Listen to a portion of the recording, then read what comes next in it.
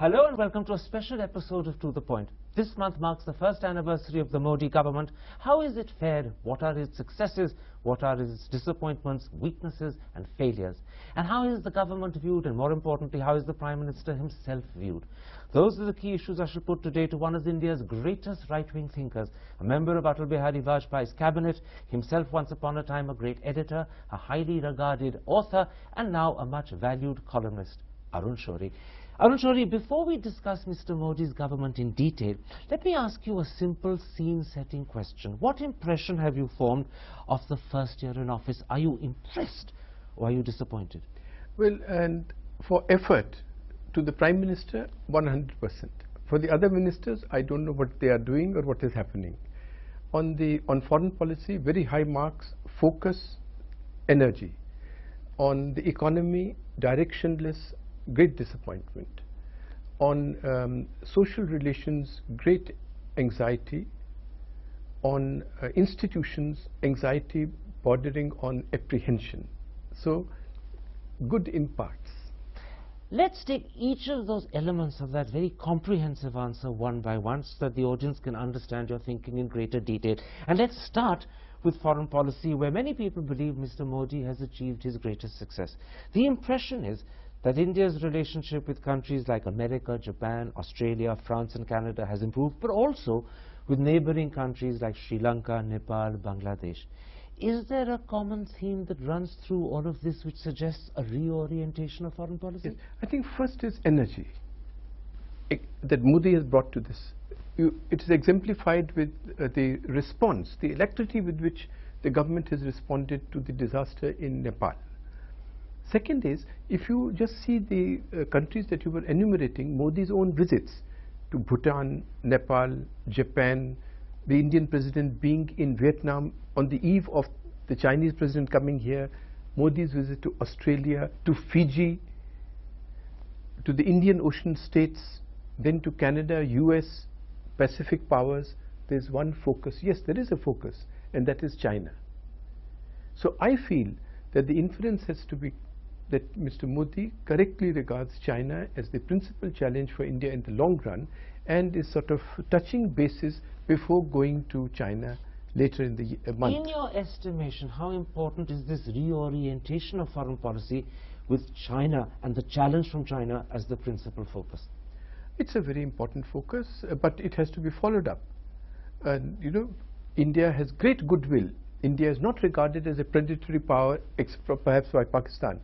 But we also have the reputation of not following up on what is agreed to in MOUs and declarations and so on. We, as a good academic was telling me the other day that we have a large number of MOUs with China also, from agriculture to space. But why are you scared Mr. Modi won't follow up? No, because that's the traditional way of Indian foreign policy. So I would only urge, I would urge that yes, please ensure follow-up. If you have agreed to some projects, please execute them quickly. For instance, they are very important for our Navy, the Indian Ocean states, but you must do it quickly. Now, alongside China, another area where people believe Mr. Modi has brought not just energy but a new improved relationship is with America. It began with his visit in September to Washington, and then there was President Obama's visit as chief guest for Republic Day in January. People say there's been a sea change. A, do you agree? And B, if there has been a sea change, how important and significant is it? I think it is a continuum. Since the collapse of the Soviet Union, Indian foreign policy is getting reoriented, and if you see from Mr. Narasimha Rao's time till now, there is a continuous thing of closer relations with the United States also. So there's no great break that Mr. Modi's made in this relationship? No, not great break. I think he has brought a new way of doing things, like these big meetings in New York and so on. That's a new way of doing things. So China is a new departure in a sense. America is a continuation of the past and building on the past. Yes, China was a great apprehension that was swelling, and he has sort of now started to focus on it. But in terms of the relationship with America, he's building on the past. He may be moving faster, but there's a continuum here. Yes, but he has to move much faster, because I was told by somebody who's in a position to know that actually the Americans are feeling quite impatient. They were prepared at one time to move very fast on joint production of aircraft carriers. They are the best today, not Korshikov. So from the Soviet. impatience is creeping in already. Already, yes. And he needs to be aware of this. And they were prepared to give very important operational intelligence which we have not grabbed. So therefore, in other words, here not only are the Americans becoming impatient and therefore we need to move faster, but we need to grab opportunities rather than sit on them. Because you see, they'll then otherwise look elsewhere. Nobody is waiting for us. So this is a bit of advice to Mr. Modi. Not advice, but certainly my small suggestion. Now there is one area where many people feel there is lack of clarity. Some say there is in fact even confusion, and that is India's relationship with Pakistan, our most troublesome neighbor. Some even say the Modi government has sent out contradictory signals.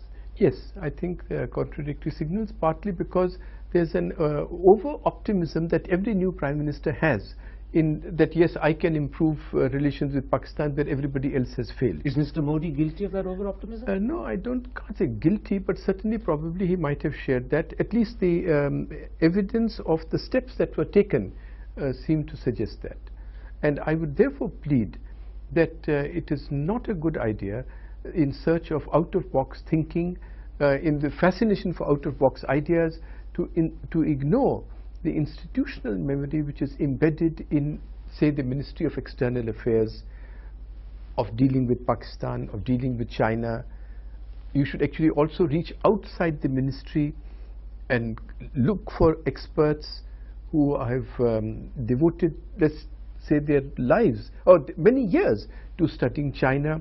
General V. Raghavan, Shyam Saran, several other persons, to reach out to them and give them the confidence that they can say things to you which may be against your instincts. Two quick follow-up questions, or maybe three actually. One, you get the feeling that the institutional memory of the Foreign Office or of experts outside the Foreign Office is not being used by the Modi government sufficiently. It needs to be used more. I don't know if it's being used. I'm not privy to that, but I would say, urge, given what I've seen in the regard to Panditji, in regard to even such a big person like Pandit Nehru, that yes, you must use it much more. You're also suggesting by implication, don't rely on your PMO, no matter how large the PMO may be. You must involve the Foreign Office. And other ministries also, because after all the PMO today is very large, but its talent quotient and expertise quotient is like any other ministry. So you can't have atomic energy and Japan and everybody else only from the PMO. Are you also suggesting that Mr. Modi needs to involve Sushma Swaraj more? I don't know the extent of involvement of Mrs. Sushma Swaraj as a person. I don't know. The belief is that in fact Sushma Swaraj is perhaps on the margins of foreign policy making, though she's foreign minister. No, I don't know what the position is, but if that were the case, that does not bode well. That does not bode well. No, because every minister must, after all, they are the ones who are interacting with the institution all the time. Is there a danger in the Modi government that sometimes flashes that come to an individual overnight then end up becoming policy the next morning, and that there needs to be more reflective, thoughtful thinking involving the institutional strengths of our Foreign Office rather than relying upon a flash of inspiration that comes to one day? I have felt that in regard to economy, certainly, to which probably we'll turn later on, but certainly that it is policy by ilham, by revelation. And what about in terms of foreign policy? I think there has been, as you rightly said, a theme that is being pursued continuously in regard to this. Maybe in regard to Pakistan there was certain, okay, let's do this, why not try this? That was Pakistan is the great failing. Not the great failing, it's a thing that requires a steadier gaze. So America is a success, China is a success, the neighborhood is a success. Pakistan needs a steadier gaze. Pakistan needs more careful thinking. Yes, I think so. I mean, just wait for things to happen in Pakistan before jumping up and down thinking. So you began your answer by saying that one area of great success was Mr. Modi's handling of foreign policy, and certainly the public perception was one of surprise that he was so adept and so adroit at handling foreign policy. But actually, beyond that, you're saying something very important. You need to follow on. Often India doesn't. You need to be aware that the Americans are becoming impatient. You need to grab opportunities when they give them, because otherwise they'll go away and give them to someone else. And on Pakistan, stop being contradictory. You need clearer thinking. Steadier thinking, yes. Steadier thinking. Let's now move from foreign policy to economic policy, which in a sense was perhaps the principal reason why the country elected the Modi government. A lot was expected. Many people say there's disappointment. Others go so far as to say economic delivery is the greatest disappointment. Would you agree with some of that? Yes, I think so. Unfortunately, I would agree. That because there were three main problems, and that was to recommence the investment cycle, and enough has not been done on that. When you say that you're disappointed, explain to me why you're disappointed. What is it that you were hoping would happen that hasn't happened or hasn't happened sufficiently? So I'll give it in just 2-3 sentences. Please allow me to do that. Investment cycle. Private investment was the key at this time. They were over-indebted, the companies. Therefore, they needed from banks.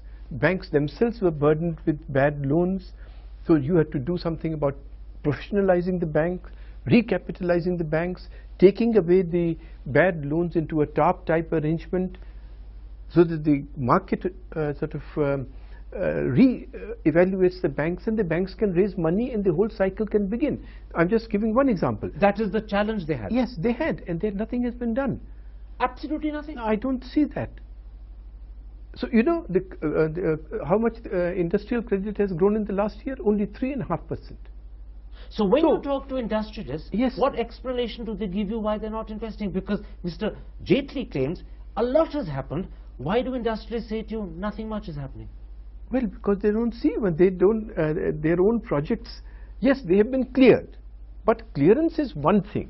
The project has to come through with finances. I give you one example. It has to go down. If the factory is going to be set up in some taluka, you have to have follow-up there. That you cannot have without cooperation of chief ministers. That has not happened. Let me put to you something that Mr. Jaitley enumerated just last week when he was in America at great length. He had a list of what he called the government's achievements, and prima facie, on paper, they're very impressive. For instance, he points out inflation is down to 5%, fiscal deficit to 3.9%, the current account deficit to around 1%, growth, he says, has gone up to 7.5%, and then in addition, there's increased... Let me finish and then you answer. In addition, he says there's increased FDI in defense and insurance, coal and spectrum auctions have happened, diesel is deregulated, land acquisition amendments have happened. And despite all this, you point out to me, investment isn't happening. Yes. And industrialists are disappointed. So what's missing? What is it that they haven't done? First point, Karan, is every government at any time can give you a long list. Second is, for many of these items that he has enumerated, really the credit is not of this government. Oil price is coming down. All other commodity prices coming down. That has helped. So I would not think that, please do not, the task of leadership is to appropriate failure and distribute success. Here it is the opposite. Aren't the coal auctions and the spectrum auctions the credit of this government? Of course. And it follows from, the credit is that they have implemented the Supreme Court judgment on this. So even here, by the way, they're following instructions. Well, which is a good thing to do. It sets the stage for the future for allocation of this thing. But the figures that are being put out on auctions, please look at them carefully. Sethi and Bakshi, two authors, analyze the figures on coal auctions. 2 lakh crores garnered by government. It turns out that actually the receipt is going to be 6,200 crores.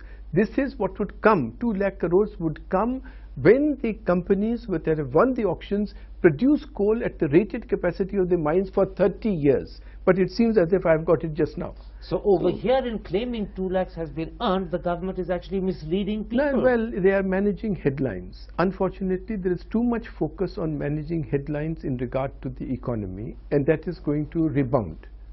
I want to come to the big picture. Are you suggesting to me, when you say the economy and the economic handling is directionless, that there is not sufficient thinking and planning, that there isn't a proper policy? I think there is not enough reaching out to experts who know it. And there is too much confrontation with too many persons. Supreme Court today, Reserve Bank tomorrow, not a good idea. In other words, experts who should be involved are not being involved. And secondly, that much of the uncertainty that has been created is, for instance, with tax administration. It's just an example. Explain that, because actually that's a major example, and let me put it like this so that you can answer. Many people feel that the Modi government repeatedly, the Prime Minister and the Finance Minister, give assurances of a non-adversarial tax regime, of a stable tax regime. But FDI looks at high-profile cases like Vodafone, Shell, Nokia, Cairn, Vedanta, and they get frightened. And now FIIs look at the prospect of retrospective tax and say, what's happening? This is going back on assurances we were given.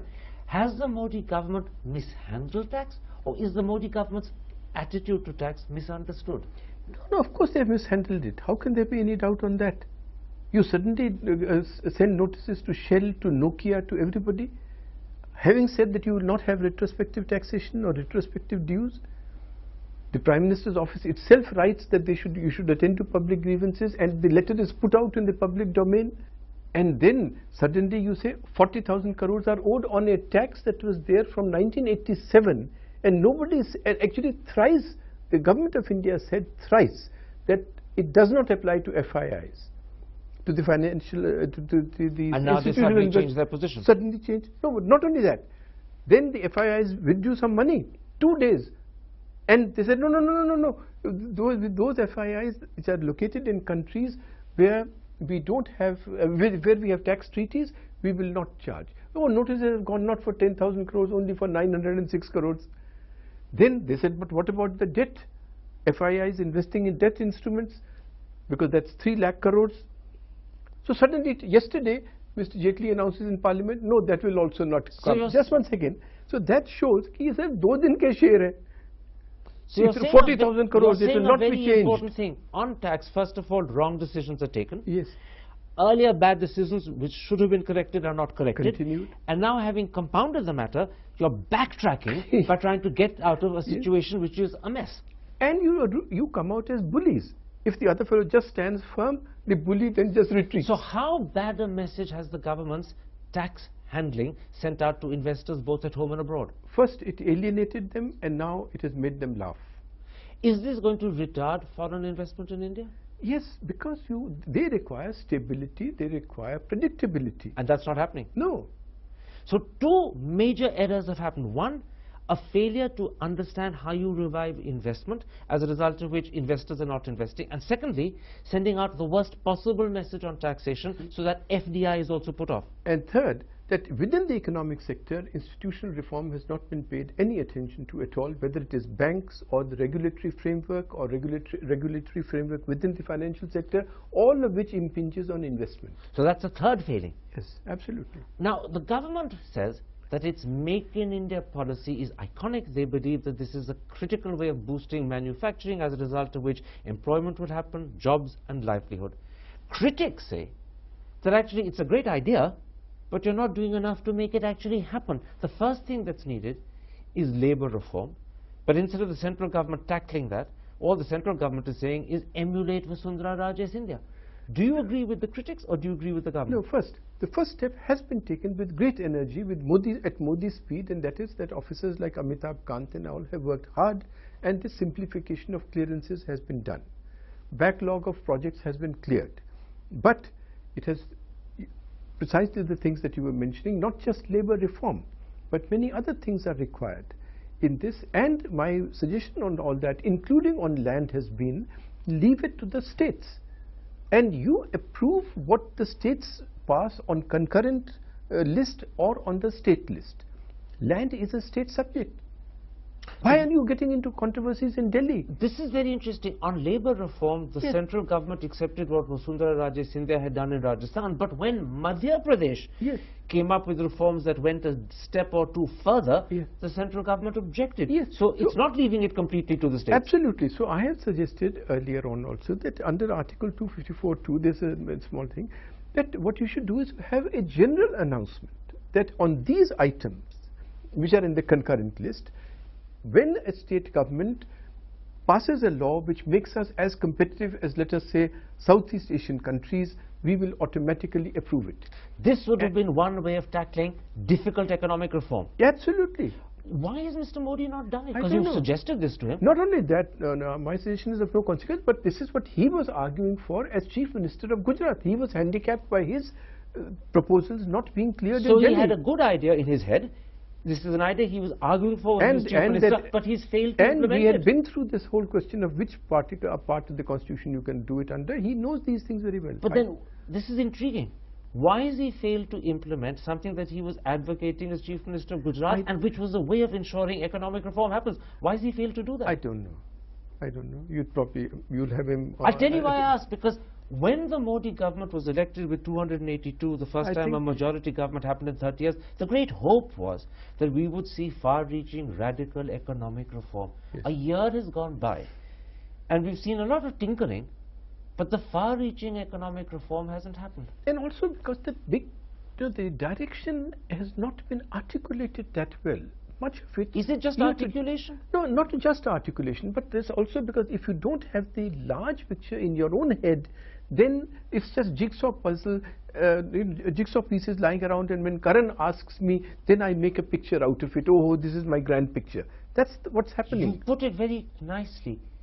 Economic thinking is like the different pieces of a jigsaw puzzle all lying in a mess. The big picture, to put it together, is missing. Is missing, and also many pieces are missing. So when Karan asks me, what is your grand plan, then I try to see what picture do these pieces make. So when you're asked a question, you flounder for an answer.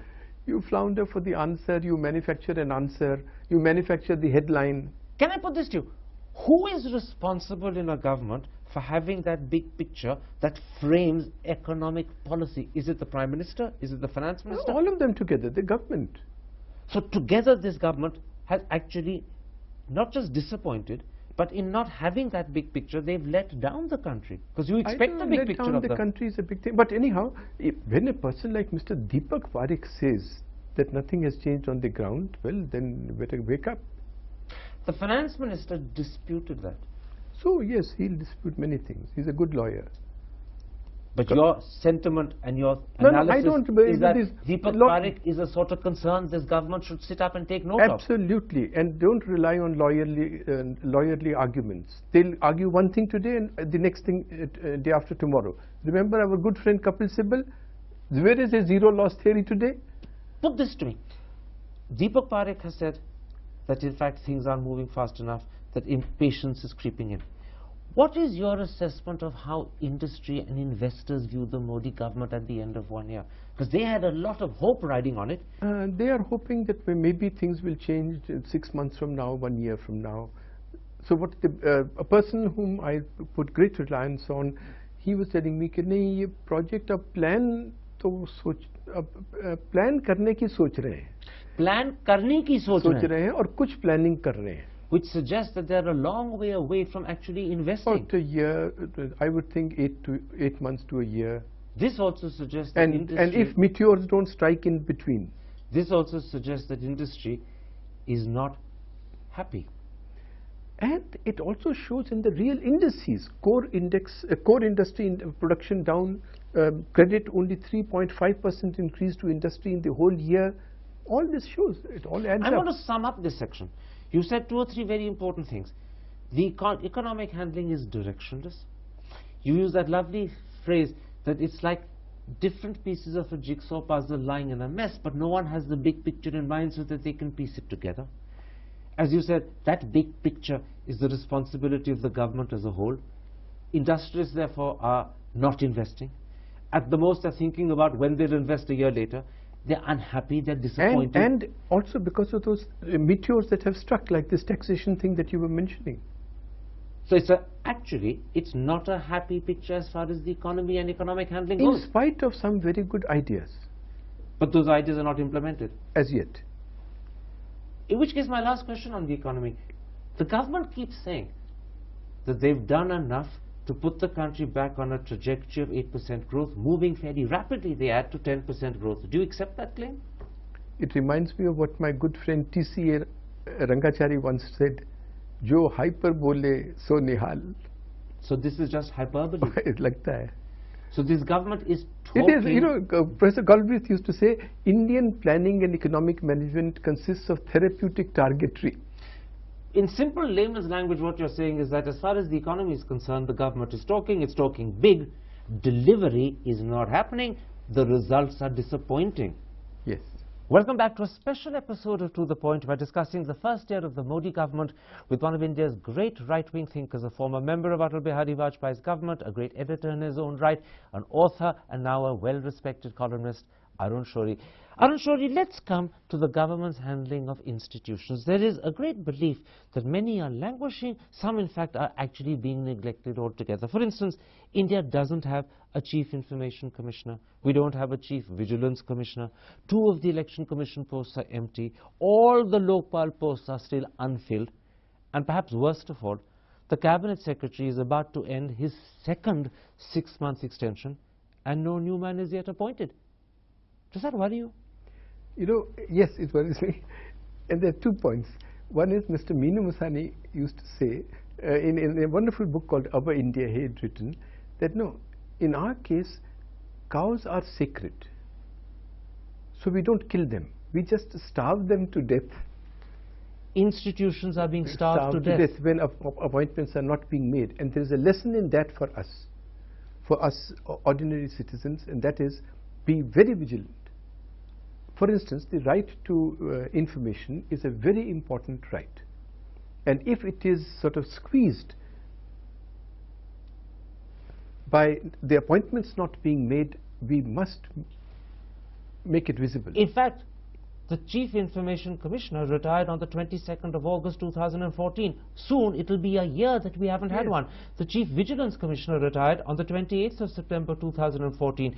At least 9 months we haven't had one. These are damaging lapses on the part of the government. I do not know how this happens. I can't.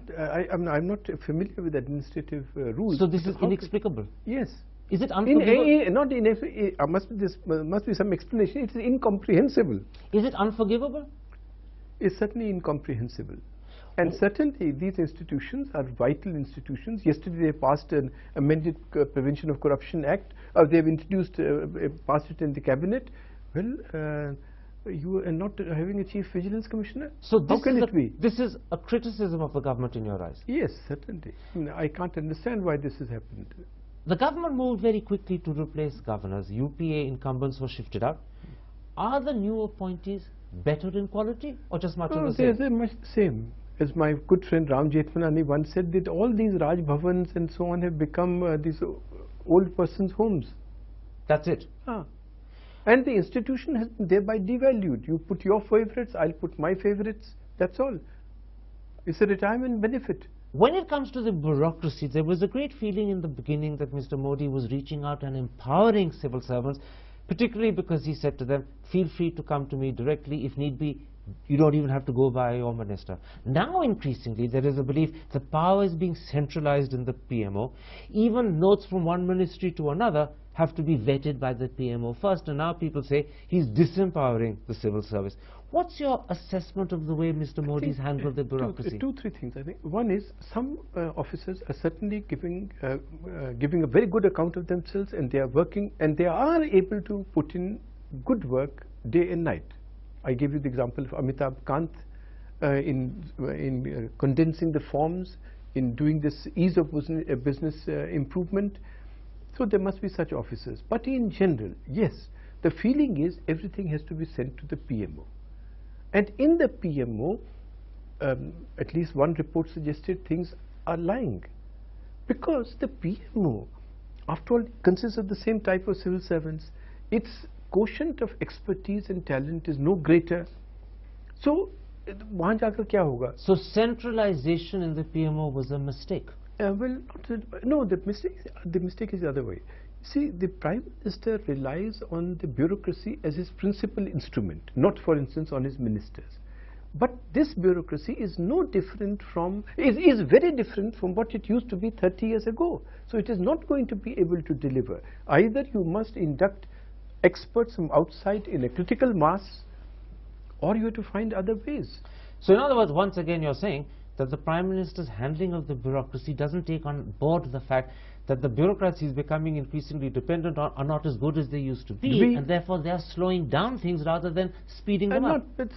But there's one good thing that has happened just yesterday, a day before yesterday, that is these amendments in the Prevention of Corruption Act. At last, they have heard the cry that I've been trying to voice for 5 years, that you have to amend the Prevention of Corruption Act to shield officers who would have done things bona fide, and that's one plus point. Very good point. What about the government's handling of Parliament, which is a critical institution? There's a lot of criticism for the way ordinance are used, and in particular the way the land acquisition amendments were pushed through by ordinance, as a result of which many of the opposition felt offended. Yes, I think the ordinances were ill-advised. Because, you see, firstly, take the disruption of Parliament. What is the excuse for the ordinance? That the Parliament was disrupted. But who is it, tell me, who said that disruption of Parliament is a parliamentary tactic? You're talking of Arun Shourie, aren't yes, you? And therefore when the other fellow does it, it's not they are not being parliamentary. They are being very parliamentary now. So you set the precedent. If others follow, you can't blame. Yes, and similarly on land acquisition bill. Today we are being told, I think it's correct, that land acquisition bill as was passed by the Parliament would have paralyzed industry. But the fact of the matter is that the BJP unanimously supported that very act. Now you need to explain why. Why? And you can't explain it. I'm sure that the Prime Minister himself feels this. And after that, they were not able to carry their message as to why these amendments are necessary. For instance, if you had actually shown, here are 4 defense projects which have got stuck because of this land acquisition problem, it would have been a case. Is that the real problem with getting the land acquisition through, that they haven't been able to convince either their opponents or the country why the amendments are needed? I think so. That's one, and the second is that you have... A failure of communication is an intriguing problem because Mr. Modi is a great communicator. Yes, but you see, you have to have the whole government doing it. So the point is, communication is one, your past support is another, and the third problem is the confrontation with everybody has meant therefore everybody says, okay, why should we cooperate with you on anything? So Parliament has been, if I understand you correctly, not well handled. It has been, yes, I think more embracing attitude would have been better. If Mr. Modi had, to use your phrase, embraced the opposition more, could he have got more economic reform through Parliament? Yes, without a doubt. Everything. So in fact his failure to embrace and reach out has effectively stalled his needed economic reforms. Well, not only his failure. You see, it's the government's failure. The tone. I'll give you an example which goes even beyond the government. We just had elections in West Bengal, the civic elections.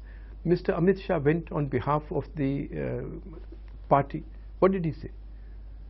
That I have come here to uproot the Trinamool Congress. Now, if you have come here to uproot me, you think tomorrow I'm going to cooperate with you?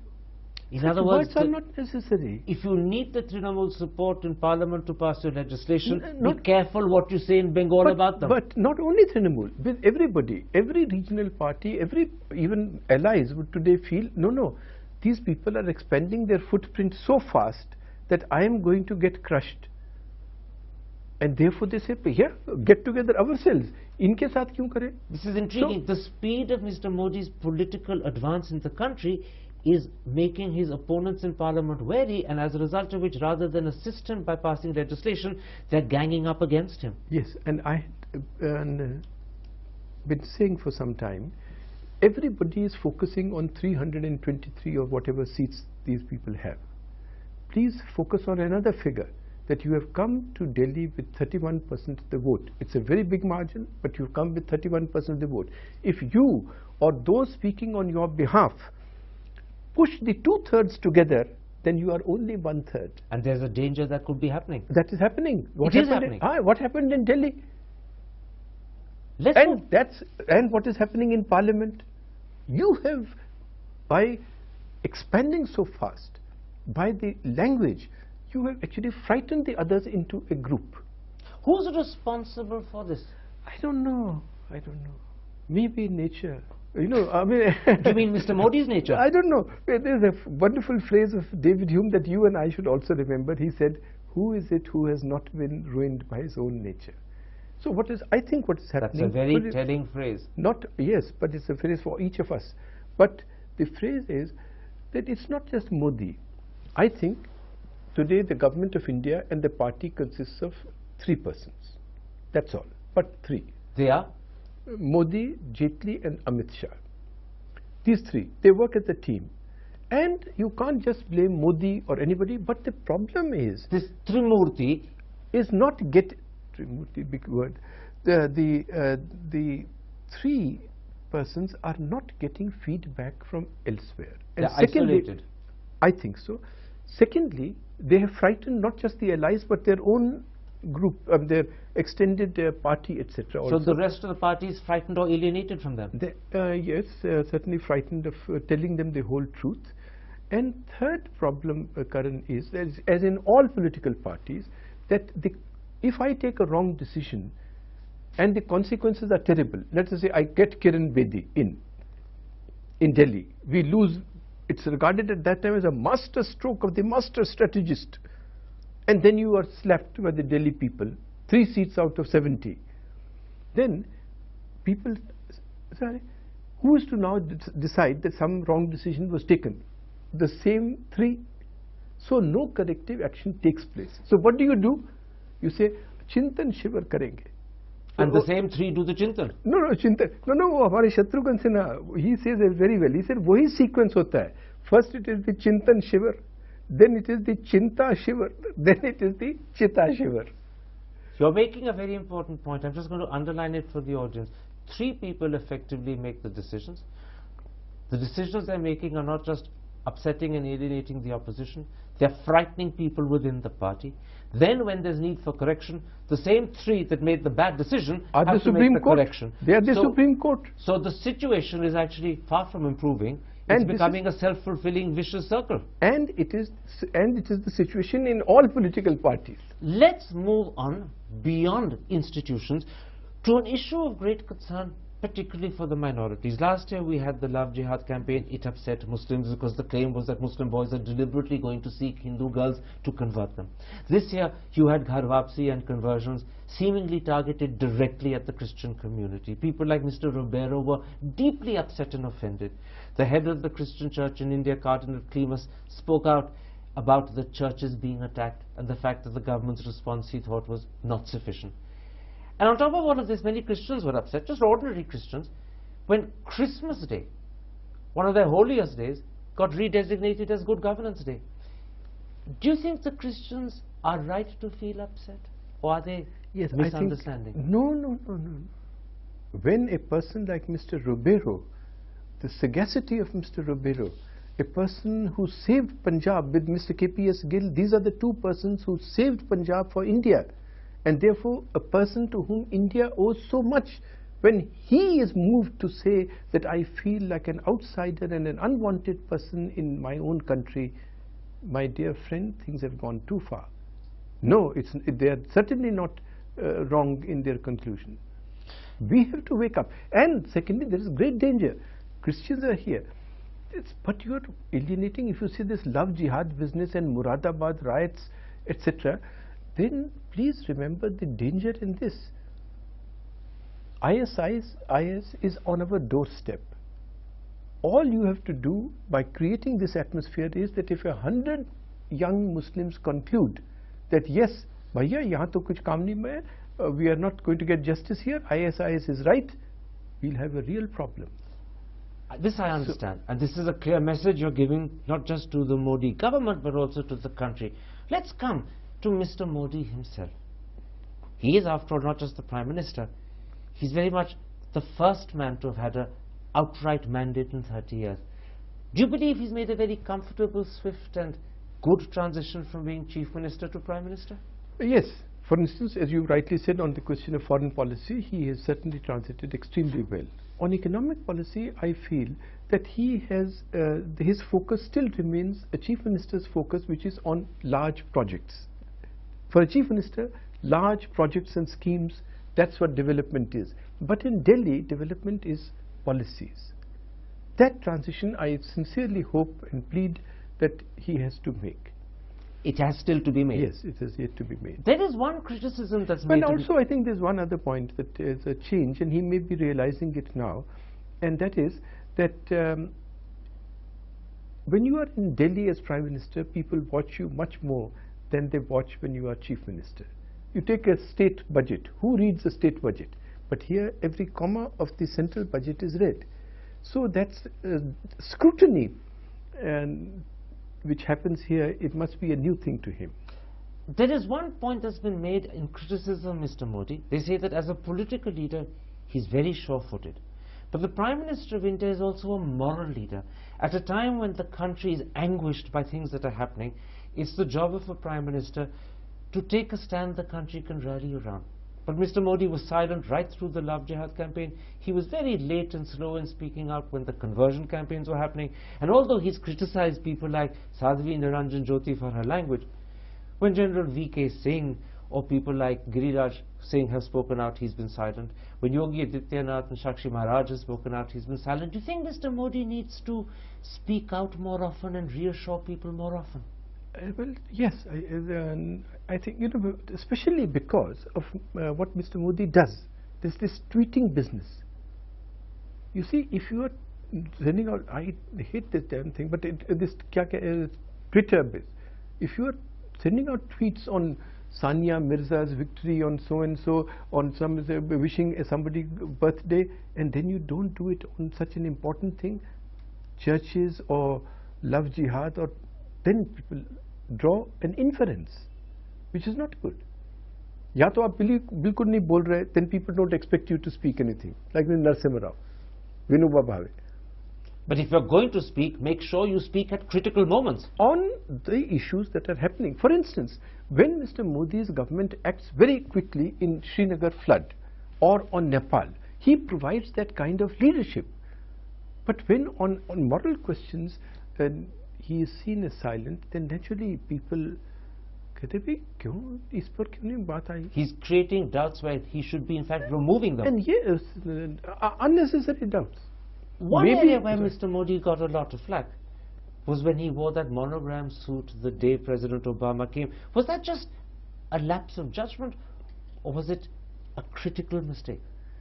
You know, lapses of judgment can be very critical mistakes. I cannot understand which person would have gifted him that suit.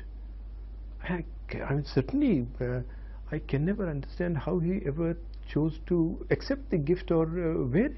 Has it damaged his chaiwala? Because not the image. You see, the point is, you cannot take Gandhiji's name and wear such a thing. So I don't know how it happened, and it was very good that he got rid of it very quickly. Can I ask you because you see, it was clearly a gift. Should he have accepted such a gift? I don't know, but I can't understand how this happened. Really, frankly. I like him very much. I think he is the man today, the only person who can give us that leadership. This kind of thing, it's incomprehensible. What about Mann Ki Baat? Is that a clever, good innovation that creates a direct link between PM and people, or is it just a bit of a gimmick? I don't know. But it depends on, all communication is good, but you have to do, I'm not really familiar with what is going on and what the audience response is, but I have one suggestion on this matter. You see, not to do with Mann Ki Baat, but this business that I was mentioning earlier of being satisfied because you are able to manage headlines. You see, when the gap between projection and performance is so vast, then people see only the distance. They don't see the 5 good things that you have done. So one of the things I would suggest to the government as a whole, lower profile. Second, embrace others, seek other people's cooperation. Those are 2 very good points. I hope he's hearing you. My last question. If I recall correctly, you used an Akbar Allahabadi couplet to characterize the first 6 months of the Modi government. You said, Plato ki awaaz to aa rahi hai, par khana nahi aa raha. How would you characterize the full year? There's a couplet of Faiz, wonderful couplet. It's a sad couplet. It's about persons having made so many promises and then not lived up to them. So Faiz asks, अब और किसी फर्दा के लिए इन आँखों से क्या पैमा कीजिए? Now for another morrow, what promise will you make to these tired eyes? किस ख्वाब के झूठे अफसों से तस्कीन दिल नादा कीजिए? With the false magic of what dream will you now console this broken heart?